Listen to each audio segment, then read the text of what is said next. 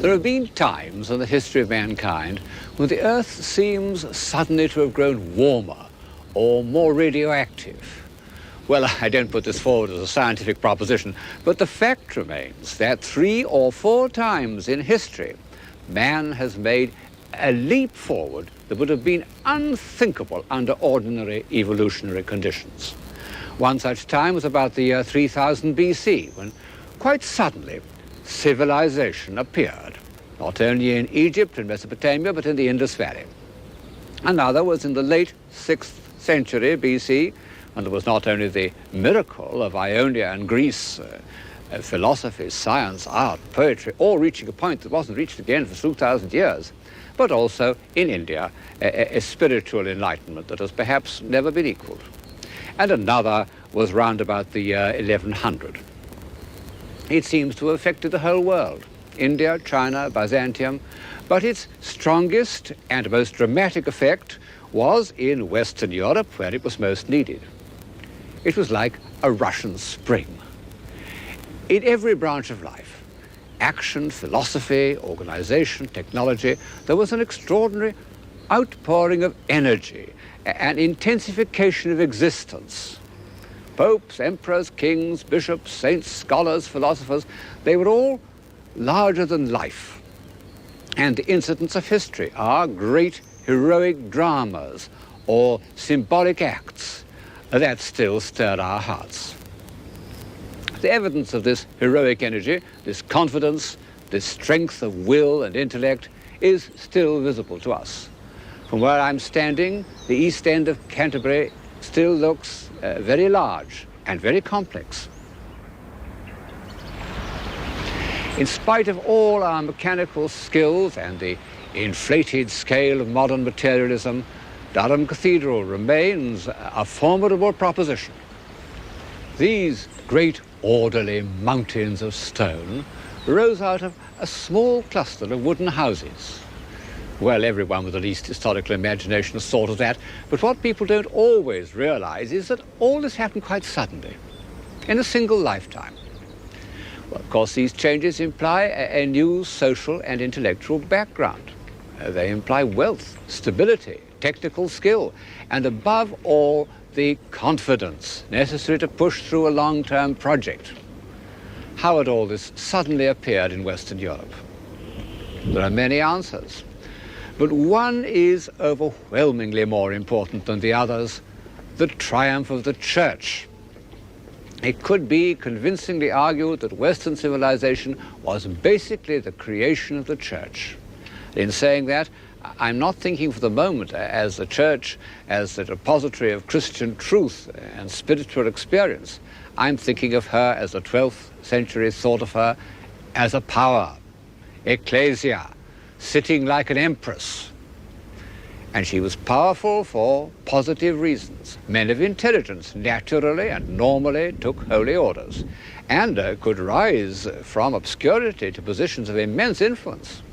The church was basically a democratic institution where ability, administrative, diplomatic, sheer intellectual ability made its way. And then the church was international. The great churchmen of the 11th and 12th centuries came from all over Europe. Anselm came here from Aosta via Normandy to be Archbishop of Canterbury. Lanfranc had made the same journey starting from Pavia.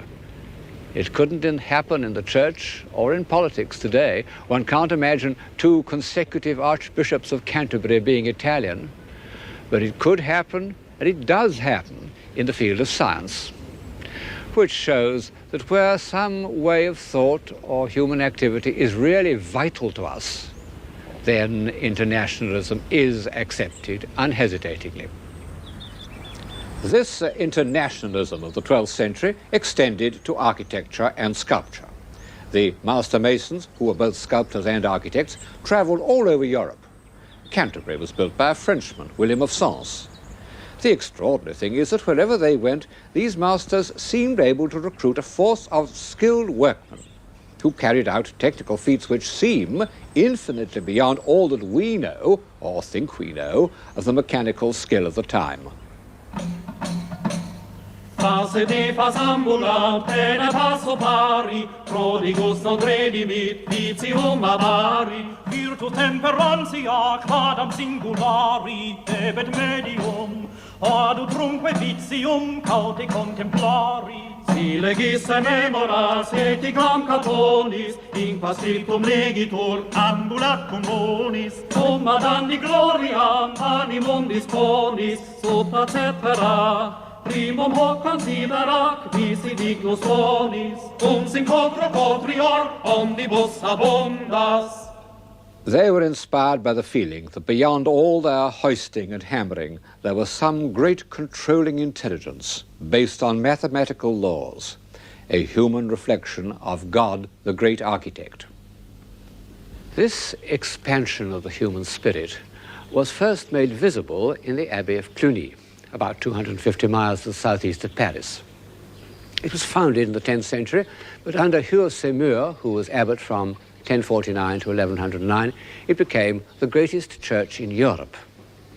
A huge complex of buildings with a famous library in which was made the first translation of the Quran, the first attempt to understand the infidel instead of merely fighting him. Well, the buildings were destroyed in the early 19th century, used as a quarry, like Roman buildings, and only a part of the south transept remains where I'm standing now. But we've many descriptions of its original splendor. The Abbey Church alone was the size of a large cathedral, and on feast days the whole of the walls were covered with hangings, the floors were mosaic, with figures like a Roman pavement. And of all its treasures, the most astonishing was a 7-branched candlestick of gilt bronze, in which the shaft alone was 18 feet high. Formidable piece of casting even today. Of all this, nothing remains. Only a few candlesticks later and much smaller. This is one of them. It's only about 18 inches high, but it's so full of detail that one can imagine it 18 feet. Although made for the Cathedral of Gloucester, it's a perfect example of Cluniac elaboration.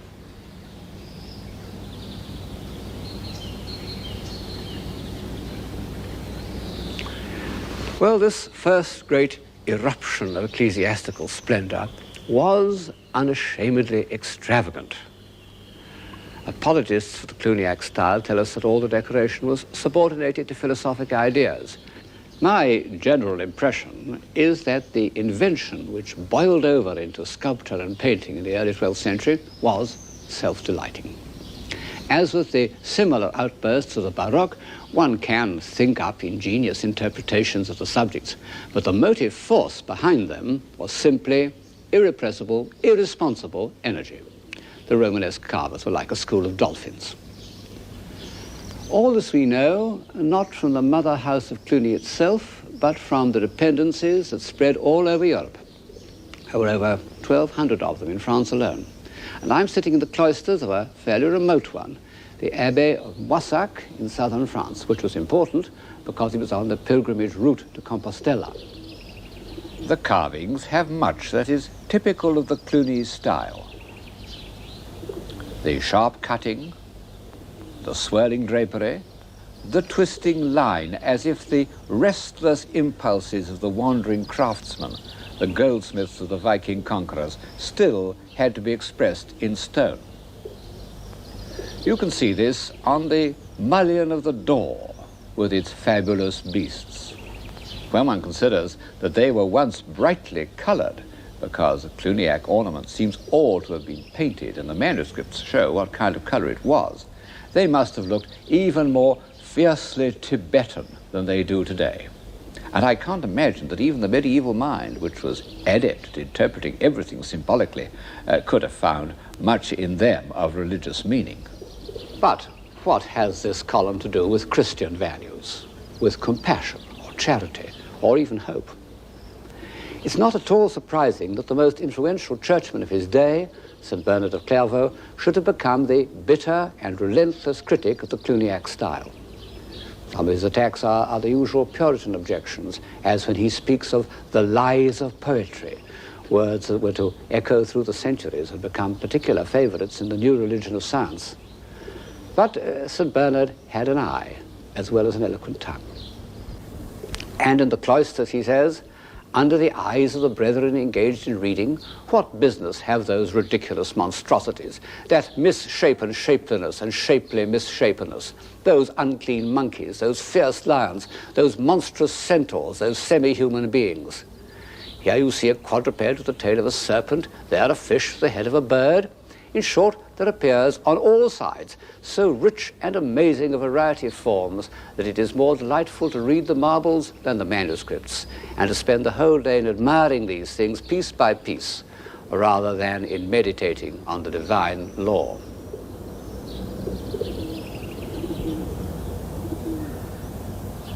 That last sentence shows, doesn't it, that Bernard felt the power of art.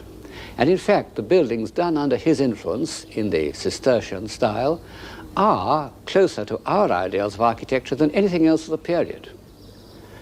Alas, most of them are abandoned and half ruined simply because it was part of St. Bernard's ideal that they should be built far from the worldly distractions of towns. And so when, after the French Revolution, town monasteries were turned into local churches, the Cistercian monasteries fell into ruins. And yet it's there that the spirit of monasticism has survived.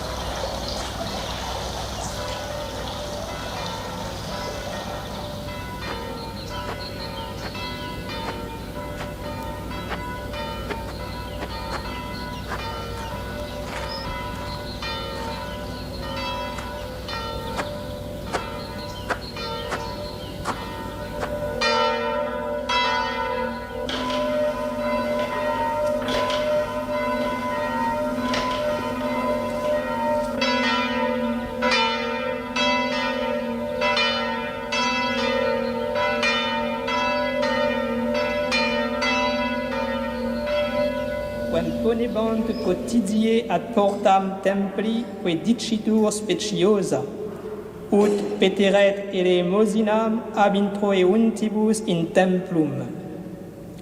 Is cum vidisset Petrum et Ioannem incipientes introire in templum, rogabat ut elemosinam acciperet. Intuens autem in eum Petrus cum Ioanne dixit: respice in nos, at ille intendebat in eos sperans se aliquid accepturum abeis. Petrus autem dixit: argentum et aurum non est mihi, quod autem abeum obtivido.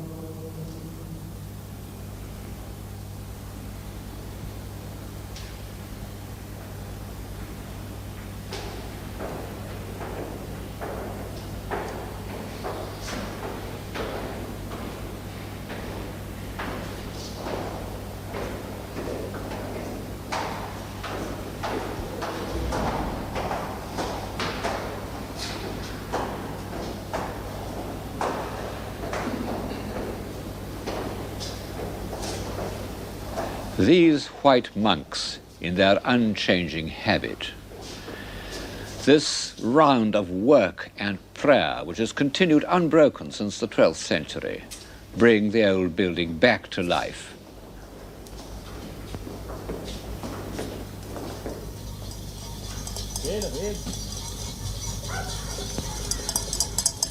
It's a way of life that is concerned with an ideal of eternity, and that is an important part of civilization. But the great thaw of the 12th century was not achieved by contemplation alone, that can exist at all times, but by action, a vigorous, violent sense of movement, both physical and intellectual. On the physical side, this took the form of pilgrimages and crusades. Well, I think they're one of the features of the Middle Ages which is hardest for us to understand.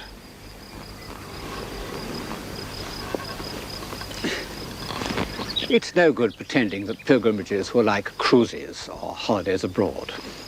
For one thing, they took far longer, sometimes 2 or 3 years. For another, they involved real hardship and danger. In spite of efforts to organize pilgrimages, and Cluny ran a series of hostels along the chief routes, elderly abbots and middle-aged widows often died on the way to Jerusalem. Pilgrimages were undertaken in hope of heavenly rewards. In fact, they were often used by the church as a form of penitence, a spiritualized form of extradition.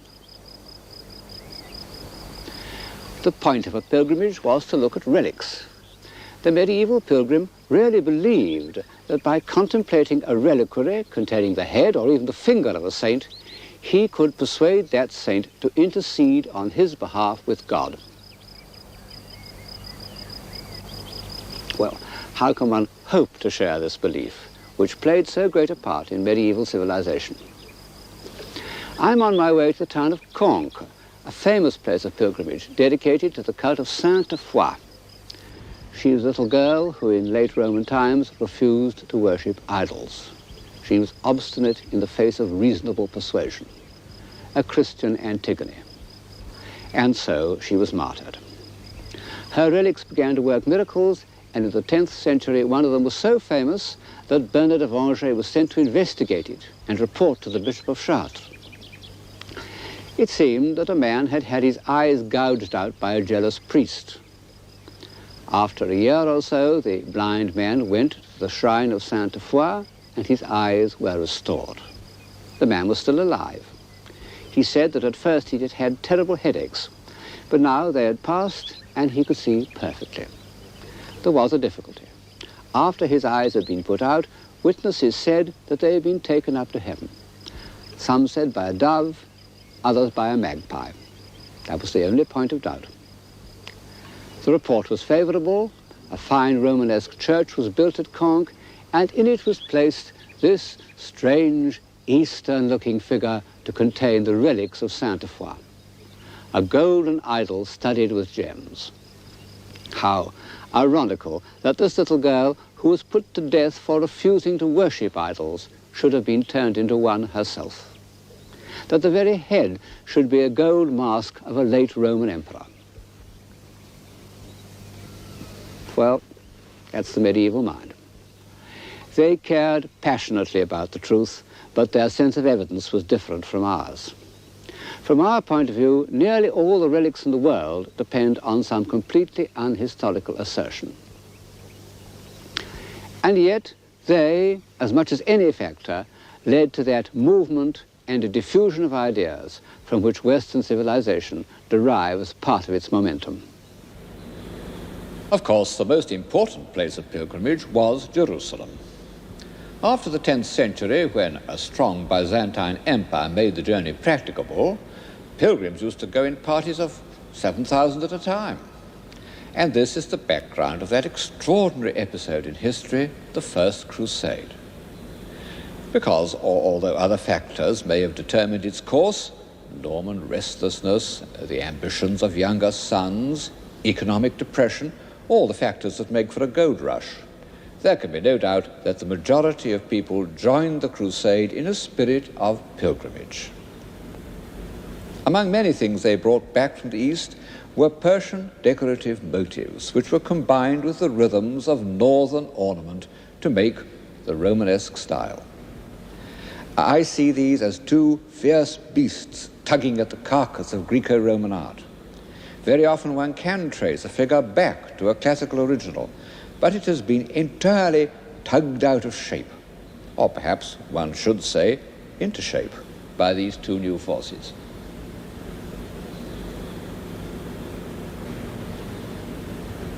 This feeling of tugging, of pulling everything to bits and reshaping it, was characteristic of 12th century art, and was somehow complementary to the massive stability of its architecture. And I see rather the same situation in the realm of ideas. The main structure of the Christian faith was unshakable, but around it was a play of minds, a tugging and a tension that has hardly been seen since, and was, I think, one of the things that prevented Western Europe from growing rigid, as so many other civilizations have done. It was an age of intense intellectual activity. To read what was going on in Paris about the year 1130 makes one's head spin. And at the center of it all was the brilliant, enigmatic figure of Peter Abelard, the invincible arguer, the magnetic teacher. Abelard was a star. Like a great prize fighter, he expressed contempt for anyone who met him in the ring of open discussion. The older medieval philosophers, like Anselm, had said, "I must believe in order that I may understand." Abelard took the opposite course, "I must understand in order that I may believe." He said, "By doubting we come to questioning, and by questioning we perceive the truth." Strange words to have been written in the year 1122. Of course, they got him into trouble. Only the strength and wisdom of Cluny saved him from excommunication. He ended his days calmly in a Cluniac house, and after his death, the abbot of Cluny wrote to Eloise saying that she and Abelard would be reunited where, beyond these voices, there is peace.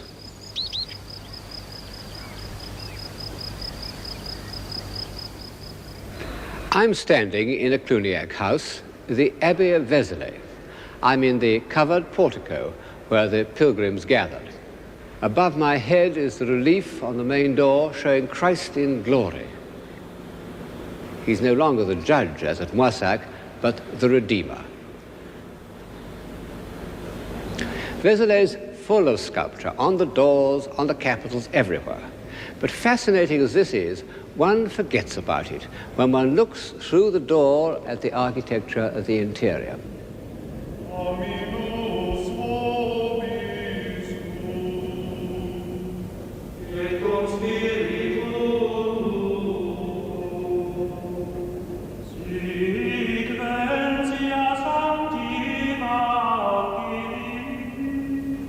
It's so harmonious that surely St. Bernard, who preached the Second Crusade here, must have felt that this was an expression of the divine law and an aid to worship and contemplation. It certainly has that effect on me. Indeed, I can think of no other Romanesque interior that has this quality of lightness, this feeling of divine reason.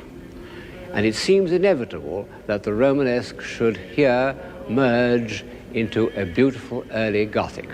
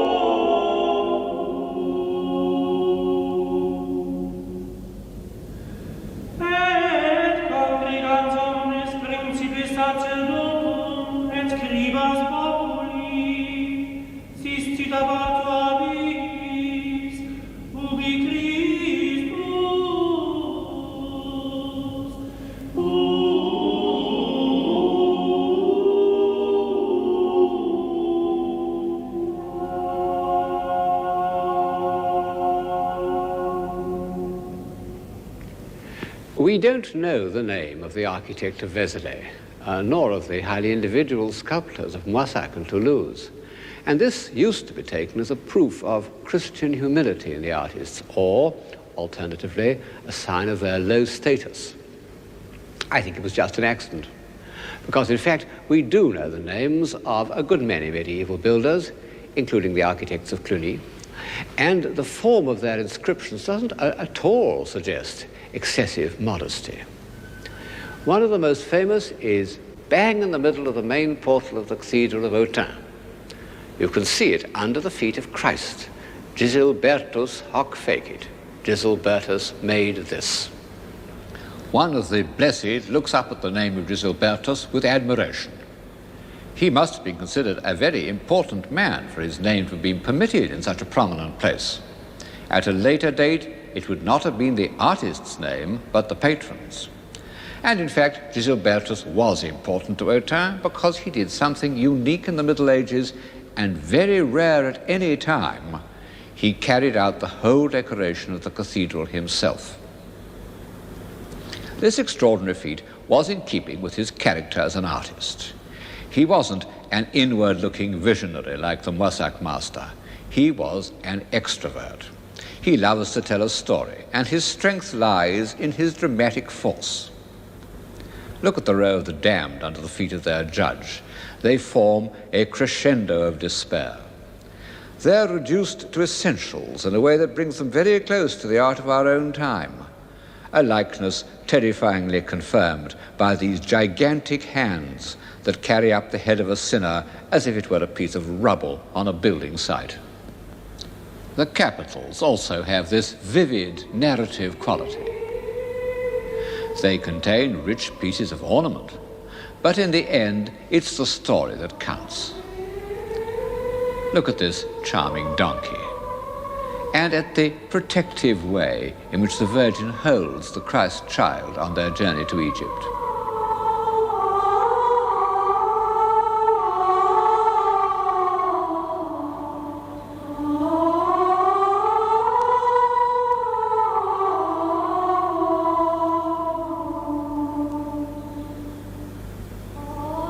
Even in this abstract-looking design of the three kings asleep under their magnificent counterpane, what matters is the angel's gesture and the delicate way he places one finger on the hand of a sleeping king.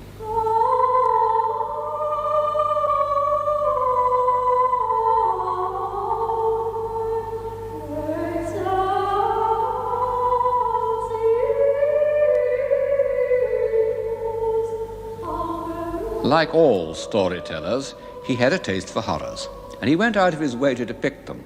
This really horrifying work is the Suicide of Judas. However, I must, in fairness, admit that he also did a figure of Eve, which is the first female nude since antiquity to give a sense of the pleasures of the body.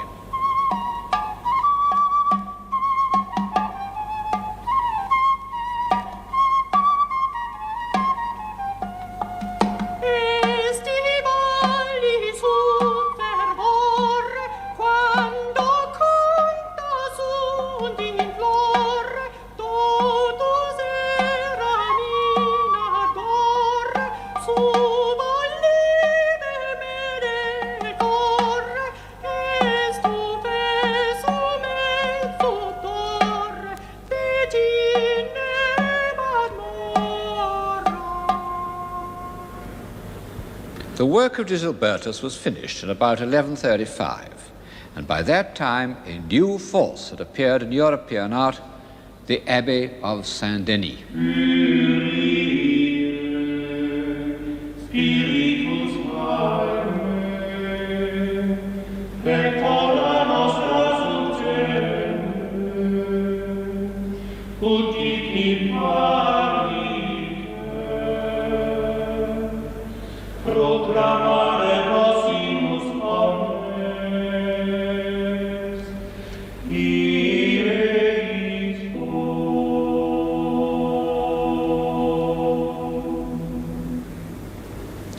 The Royal Abbey of Saint-Denis had been famous enough in earlier times, but the part it played in Western civilization was due to the abilities of one extraordinary individual, the Abbot Suger. He was one of the first men of the Middle Ages whom one can think of in modern, I might almost say transatlantic terms. His origins were completely obscure and he was extremely small, but his vitality was overwhelming. It extended to everything that he undertook: organization, building, statesmanship. He was regent of France for 7 years and a great patriot. Indeed, he seems to have been the first to pronounce those now familiar words: the English are destined by moral and natural law to be subjected to the French and not contrariwise. He loved to talk about himself without any false modesty. And he tells the story of how his builders assured him that beams of the length he needed for certain roof could never be found because trees just weren't as tall as that. Whereupon he took his carpenters into the forests. They smiled, he says, and would have laughed if they had dared. And in the course of the day he discovered 12 trees of the necessary size and had them felled and brought back. You see why I use the word transatlantic. And like several of the pioneers of the New World, he had a passionate love of art. One of the most fascinating documents of the Middle Ages is the account he wrote of the works carried out at Saint-Denis under his administration. The gold altar, the crosses, the precious crystals. There they are, seen through the eyes of a 15th century painter, who has no doubt made his figures much too large in proportion. Actually, Suger's great gold cross was 24 feet high, and it was studded with jewels and inlaid with enamels made by one of the finest craftsmen of the age, Godefroy Leclerc, all destroyed in the Revolution. All that is left of Suger's treasures is a few of the sacred vessels, like this Egyptian porphyry jar, which he tells us he found forgotten in a cupboard.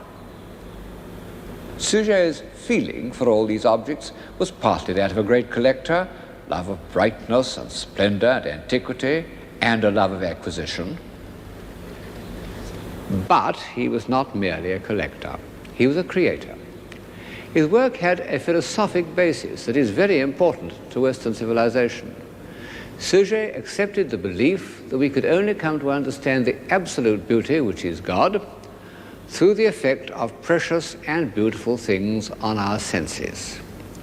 He said, the dull mind rises to truth through that which is material. Well, this was really a revolutionary concept in the Middle Ages. It was the intellectual background of all the sublime works of art of the next century, and in fact has remained the basis of our belief in the value of art until today. In addition to this revolution in theory, Suger's Saint-Denis was also the beginning of many new developments in practice, in architecture, in sculpture, in painted glass. But one can still see that Suger introduced, perhaps really invented, the Gothic style of architecture. Not only the pointed arch, but the lightness of high windows, what we call the clear story. Bright, he says, is the noble edifice that is pervaded by new light. And in these words, he anticipates all the architectural aspirations of the next 200 years. Alas, the exterior of Saint-Denis doesn't look too bright today. It's been knocked about and restored and is now engulfed in a squalid industrial suburb. To form any notion of its first effect on the mind, one must go to Chartres.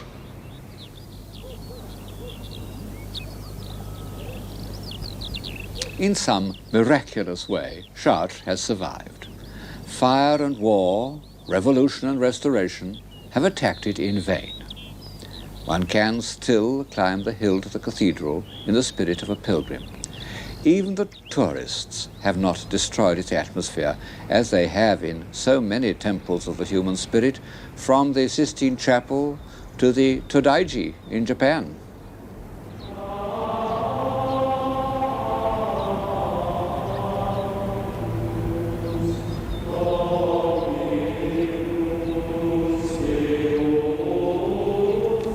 The South Tower is still more or less as it was when it was completed in the year 1164.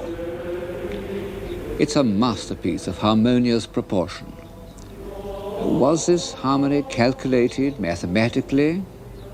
Well, ingenious scholars have produced a system of proportions based on measurements, but it's so complex that I find it very hard to credit.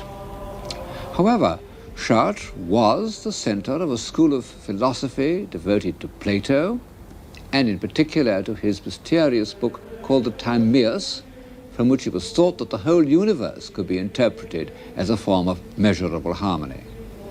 So perhaps the proportions of Chartres reflect a more complex mathematics than one is inclined to believe.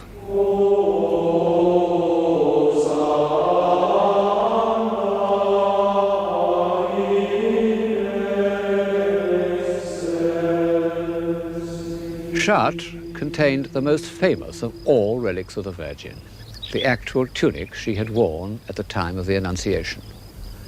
From the first, this relic had worked miracles, but it was only in the 12th century that the cult of the Virgin began to appeal to the popular imagination. I suppose that in the earlier centuries, life was simply too rough. At any rate, if art is any guide, and in this series I am taking it as my guide, the Virgin played a very small part in the minds of men during the 9th and 10th and even the 11th centuries. The Romanesque churches we've been looking at were dedicated to saints whose relics they contained, Saint Etienne, Saint Lazarus, Saint Denis, Saint Mary Magdalene, none of them to the Virgin. Then, after Chartres, almost every great church in France was dedicated to her. Paris, Amiens, Reims, Rouen, Beauvais. What was the reason for this sudden change?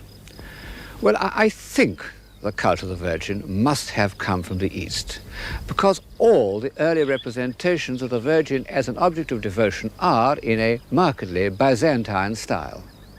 This is a page from a manuscript from Citeaux, the community of St. Bernard.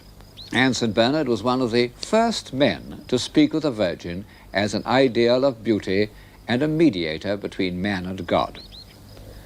But certainly a strong influence in spreading the cult of the Virgin was the beauty and splendor of Chartres. The main portal of Chartres is one of the most beautiful congregations of carved figures in the world. The longer you look at it, the more moving incidents, the more vivid details you discover. I suppose the first thing that strikes anyone is this row of pillar people. In naturalistic terms, as bodies, they're impossible, and the fact that one believes in them is a triumph of art. The sculptor was not only a man of genius, but one of great originality. He must have begun carving when style was dominated by the violent, twisting rhythms of Cluny, and he's created a style as still and restrained and classical as the Greek sculptors of the 6th century BC.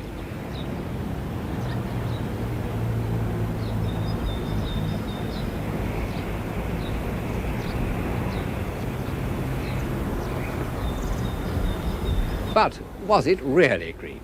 I mean Greek in derivation. Were these reed-like draperies, the thin straight lines, the fluted folds, the zigzag hems, and the whole play of texture, which so obviously recalls a Greek archaic figure, arrived at independently, or had the Chartres master seen some fragments of early Greek sculpture in the south of France? Well, for various reasons, I'm quite certain that he had. But the most important thing about the central doorway, more important even than its Greek derivation, is the character of the heads of the so-called kings and queens. No one knows exactly who they are. These heads seem to me to show a new stage in the ascent of Western man. Indeed, I believe that this refinement, this look of selfless detachment and spirituality is something entirely new in art. Beside them, the gods and heroes of ancient Greece look arrogant, soulless, even slightly brutal. I fancy that the faces which look out at us from the past are perhaps the surest indication we have of the meaning of an epoch. And the faces on the west portal of Chartres are amongst the most sincere and the most aristocratic that Western Europe has ever produced. From the old chronicles, we know something about the men whose states of mind these faces reveal. In the year 1144, we are told, when the towers seemed to be rising as if by magic, the faithful harnessed themselves to carts which were bringing stone and dragged them from the quarry to the cathedral. The enthusiasm spread throughout France. Men and women came from far away, carrying heavy burdens of provisions for the workmen, wine, oil, corn. Amongst them were lords and ladies, pulling carts with the rest. There was perfect discipline and a most profound silence. All hearts were united, and each man forgave his enemies.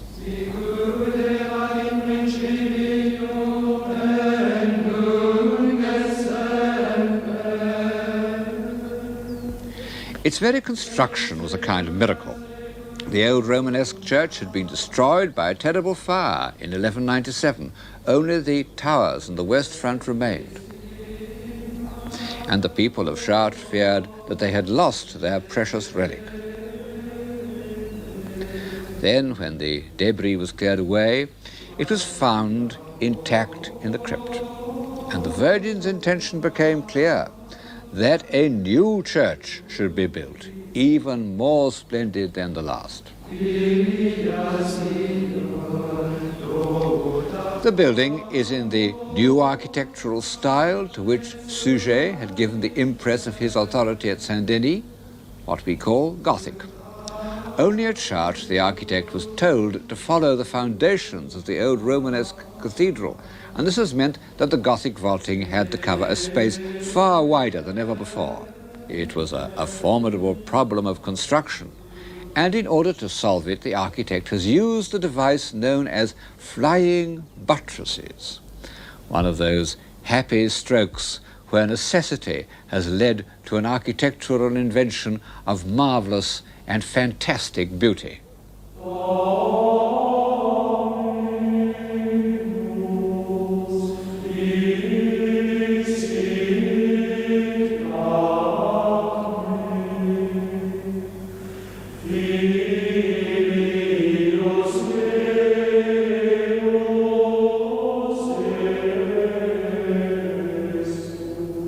Since the beginning of settled life, say the Pyramid of Saqqara, man had thought of buildings as a weight on the ground. He had always found himself limited by problems of stability and weight. In the end, it kept him down to the earth.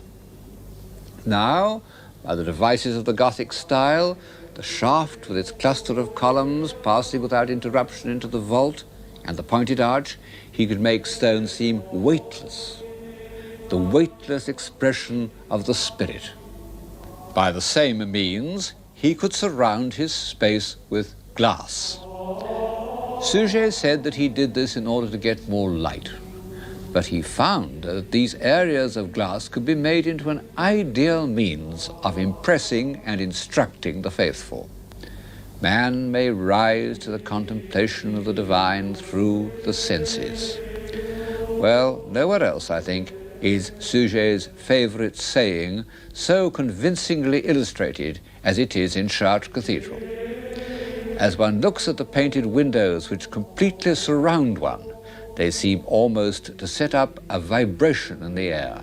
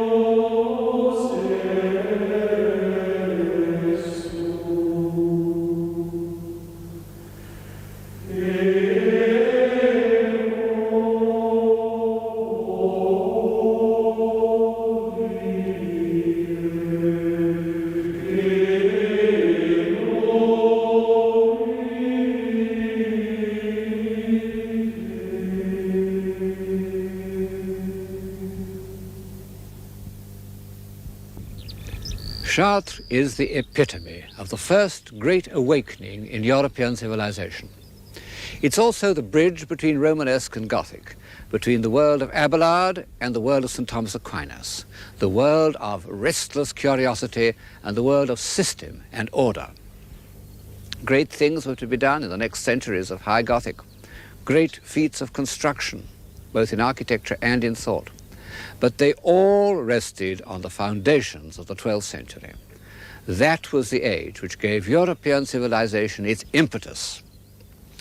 Our intellectual energy, our contact with the great minds of Greece, our ability to move and change, our belief that God may be approached through beauty, our feeling of compassion, our sense of the unity of Christendom, all this and much more appeared in those 100 marvelous years between the consecration of Cluny and the rebuilding of Chartres.